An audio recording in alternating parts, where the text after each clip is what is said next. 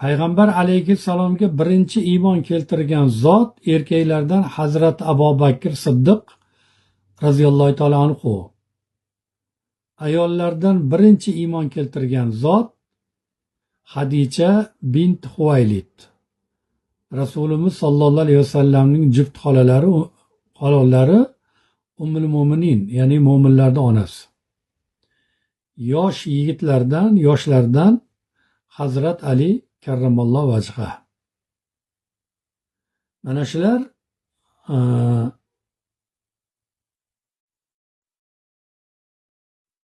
shu birinchi iymon keltirganlar. Masalan, qaysi gunoh sizda xayolan kelganda pushaymonlik uyg'otadi? Qaysi gunoh? Gunohlar ko'p. Bir gunoh borki, inson bir narsadan qo'rqib yuradi. Shunda eng katta qaysi xayolan kelganda pushaymonlik uyg'otadi? O'tmishdagi gunohlaringizni eslasangiz, qaysi birlaridan ya'ni pushaymonligingiz ko'p? O'ylab ko'rganmisiz? Demak, siz har kuni mana shu pushaymonlikni ko'zingiz oldiga keltiring. Pushaymonlik insonga juda katta narsa beradi. Shuning uchun mana bu o'rinlarda musulmon odam doim o'sha ruhiy tarbiyaga muhtoj.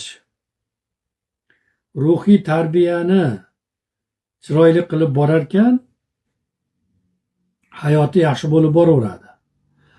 Agar inson masalan Alloh taolo bir odam vafot etgandan keyin qabrga borguncha Alloh taolo 40 ta savol berar ekan. Shulardan birinchisi Alloh aytayaptiki,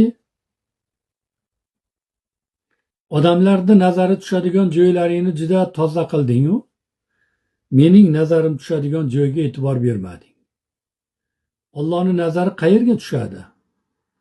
Allohning nazari insonning qalbiga tushadi. Shuning uchun qalbni chiroyli qilib tozalash kerak. Masalan, hayotingizda oxirgi marta chin dildan yig'lab tavba qilganingiz qachon bo'lgan? Kechami?